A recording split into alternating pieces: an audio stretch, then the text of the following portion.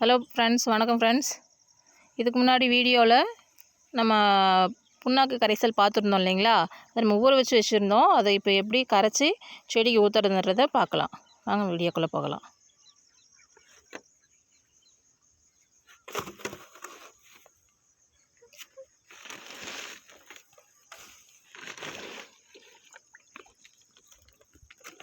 இங்கே பாருங்கள், ஊற வச்சது நல்லா ஊறிடுச்சு. ஸோ ஒன்ஸ் மிக்ஸ் பண்ணி விட்டுக்கலாம். நம்ம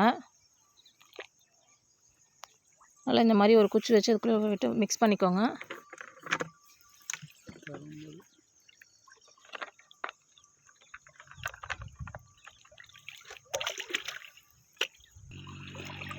இந்த மாதிரி நல்லா மிக்ஸ் பண்ணிக்கோங்க. அப்போ தான் ஊறி இருக்க வேப்பம் புண்ணாக்கும் கடலை புண்ணாக்கும் ரெண்டும் நல்லா மிக்ஸ் ஆகும்.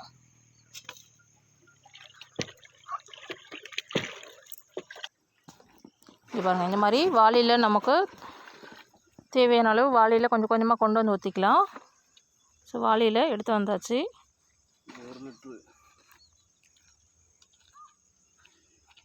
எடுத்துகிட்டு வந்ததுக்கப்புறம் ஒரு செடிக்காக அதை நம்ம ஊற்றிக்கலாம். 1 லிட்டர் அளவுக்கு ஒரு செடிக்காக இப்படி ஊற்றிக்கோங்க.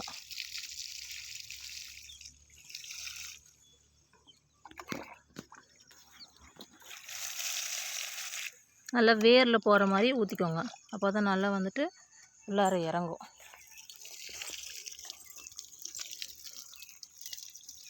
நல்லா அந்த வேரில் ஊறும் பொழுது அதனுடைய சத்து அப்படியே உள்ளே இறங்கும்.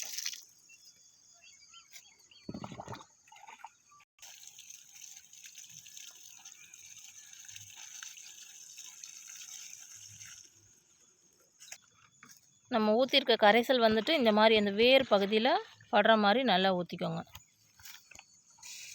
அந்த மாதிரி வேர் பகுதியில் படுற மாதிரி ஊற்றணும். அப்போ தான் வந்து ஊறும் நல்லா.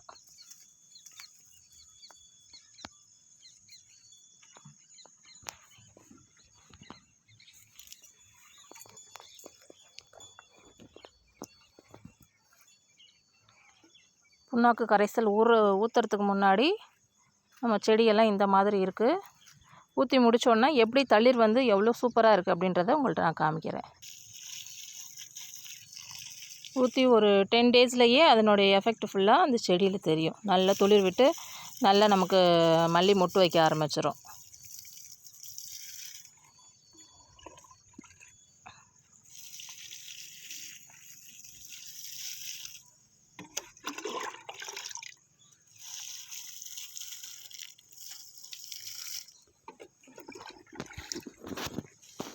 இந்த மாதிரி ஒரு செடிக்காக நம்ம ஊற்றிக்கணும். யார் யாரெல்லாம் மல்லிகைப்பூ காடு வச்சுருக்குறீங்களோ அவங்க எல்லாருமே இந்த மாதிரி கடலை புண்ணாக்கு வேப்ப புண்ணாக்கு கரைசல் ஊற்றுங்க. நல்ல ரிசல்ட் இருக்குது. நாங்கள் ஏற்கனவே இதுதான் யூஸ் பண்ணிகிட்ருக்கோம்.